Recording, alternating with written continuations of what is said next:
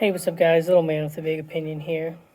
So, in today's discussion, I mean, I haven't released a video about every single thing coming out of the whole issue with Russia and Ukraine. Uh, but, I figured we can start here.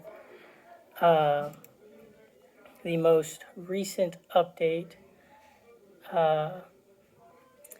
Russia threatens military and political consequences if Sweden, if Finland or Sweden try joining NATO. Russia threatens, so this is from The Hill. Russia threatens military and political consequences against Finland and Sweden on Friday if they attempt to join NATO.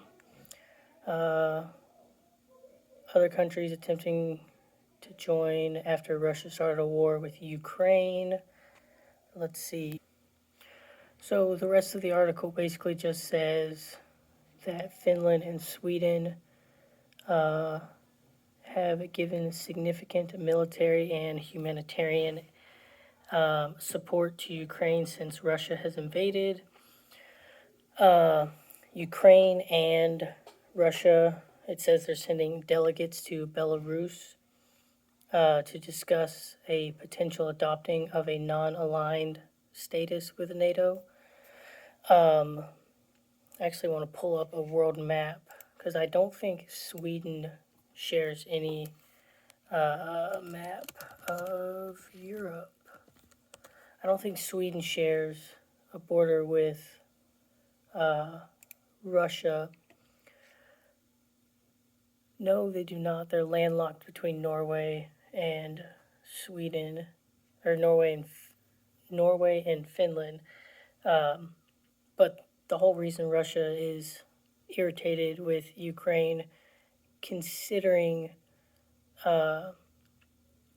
joining is then NATO would, have a border with Russia, and they say it hurts their country's national security. So Finland, I can't tell you an exact metric, but it looks like very similar to Ukraine, at least mile wise. I think Finland actually has more access. So I could see them having an issue with that. I don't know why they have an issue with Sweden, but some people have made the argument we should have got rid of NATO after the USSR collapsed. But that's the most recent update. There's still fighting going on. Russia is closing in on the capital of Kiev. But according to the intelligence, Ukrainians are putting up a better resistance to Russian forces than was expected. That's US, UK, and French intelligence on the matter.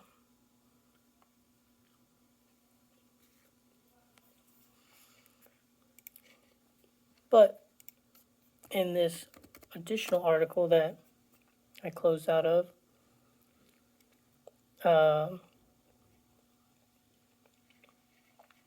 Japan, Australia, New Zealand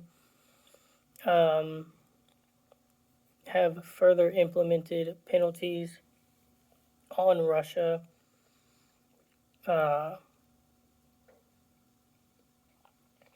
there's a lot of saber rattling going on outside of Ukraine because the United States has said we're not going to get directly involved in Ukraine because they're not a part of NATO, but we're staging a ton of troops inside Germany and Poland because those countries are in NATO, and they've basically said, if you attack a NATO member, then, we're going to do something. There was another article talking about cyber attacks because in our modern style of warfare, We don't need to blow up the railway. We can shut it down, from a cyber attack. We don't need to, um, get rid of this factory because we can make the factory have some type of cataclysmic, failure because we shut down a system that monitors, temperature or pressure or something like that. Um, so stay vigilant, stay up to date on what's going on in the news. I would say if you don't have the time to keep up with this, then check in every 6 to 12 hours. The biggest thing that I've seen, and this comes from the New York Times, Ukrainian invasion threatens global wheat supply. But between these two countries, they produce nearly 25% of all of the wheat for the world. This article came out yesterday. Chicago Board of Trades saw a 5.4% increase in price. Russia and Ukraine produce nearly a quarter of the world's wheat, feeding billions of people in the form of bread, pasta, and packaged foods. The countries are also key suppliers of barley, sunflower seed oil, and corn, among other products. Let's see, give you some more numbers. Between April of 2020 and December of 2021, the price of wheat increased 80%. That was on par with the rising cost of corn and higher than increases for soybeans and coffee. So if we already had an increase because of supply chain issues, they told people to go home. When things started to open up, it was slower for things to get rolling again. And now, two countries that produce 25% of all of the wheat for the world are fighting. It doesn't specifically say, Russia does, if they do half and half, let's just say that. Say Russia's doing 12.5%, Ukraine's doing 12.5%. Right now, most of the Western countries have put, sanctions, restrictions on Russia. They aren't buying stuff from Russia. They aren't sending stuff to Russia because Russia could then use the funds from the sold goods to purchase other things they need, to purchase stuff for their war effort. Or, they trade wheat for, other food items because they produce all the bread and, wheat products that they need. If we lost 12.5% of the wheat production for the world, you could bet your, top dollar that's probably going to affect our shelves here at home. So, most recent number, 2019, Russia exported some 39.5 million metric tons of wheat and flour. That's their 2019 number from statistics.com. So the United States is the largest exporter of wheat. This number from 2019 says Russia does 18%. Ukraine makes up the other 7.5 to equal 25.4%. So Ukraine probably wants to keep their supplies within their country right now because they need to feed, their fighting people. No one's buying, or there still are some countries buying stuff from Russia, but they make up 18% of the international exports of wheat. So, if it's not affecting us here in the United States that bad, because the United States only imports 0.1% of its wheat products. Um, it's mostly, a lot of it's going to India, actually. I haven't seen anything on sanctions coming out of India because some people would still consider them a developing um, country. Russia's wheat production has doubled since 2000, so it's a pretty big deal. Um, Maybe not wheat on our end, uh, but in other NATO countries, they probably import uh, from us. It's not just wheat. You know, the petrodollar went over $100 a barrel, the highest since 2014. Economy experts. So let's see. Oil prices jumped as high as 105 per barrel on Thursday.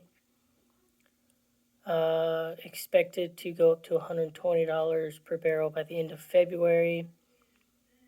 Past the $95 mark it hovered last week. That's roughly a 9% climb, according to the New York Times. It would roughly translate to $4 per gallon average at the pump. I think we're sitting at about 3.30. So I'll keep looking up this stuff to keep the conversation going. Average gallon of gas. I think it was 3.31. The state of Texas, we're sitting at 3.24, so I can feel for. So the national average is $3.57. If you go to gasprices.aaa.com, they update it daily. So Washington, $3.92. Oregon, $4.01. California, $4.79. The lowest states on this metric: Wisconsin, $3.33. Missouri, Kansas, Oklahoma, Arkansas, Tejas, Alabama, Mississippi. So Midwest, you're gonna have the lowest prices, and as you move to either end of the U.S., they climb, with California having the highest. So if the national average is 357 right now, and they say it could go up to $4 a gallon, then California is at 480 now, so they'll probably be at 6 or 7. Texas is trending about 35 cents lower, so our gas would be probably around 350. So, nothing good is coming out of this economic wise. Although this article says nearly 30%, when their last article said 25. Let's see. Bags of fertilizer. A lot of this is just me repeating the same thing if I were to repeat it. So for some things, we were starting to see a price decrease. But I think it's going to start going up again, or, staying stagnant at what it already is trending at. So wheat problems, gas problems, they're talking about taking Russia off of the SWIFT, which is basically international trading. So that could have major consequences from an economic standpoint as well, because the US dollar is what is generally traded It's like the middle dollar. It's what, the standard has been for, I really don't know how long. But all of these issues for preppers, they're the same issues that everyday Americans deal with. So, uh, I'll continue to say it, stacked to the rafters. My game plan when I get off work today is to do another inventory. I'm still going forward with my plan of building a power rack so I can work out at home. So your physical fitness should be a top priority because it's really hard to maintain that in a grid down situation. And I definitely think a war would constitute a grid down situation. If Finland or Sweden wants to join NATO, that could open this up to new levels. Belarus, China, North Korea, they've already, they haven't committed to siding with Russia, but they're not condoning any of the actions. I think Vietnam was on that list too. So it will definitely be an interesting, turn of events to keep up with over the next several weeks, months, and it could turn into several years of keeping up with. So stay on top of the news. Like I said, if you only have an occasional amount of time to check it, then by all means, I'd say check it every 12 hours just to keep yourself up to, snuff with what's going on. And, happy prepping, I guess. Catch you in the next one.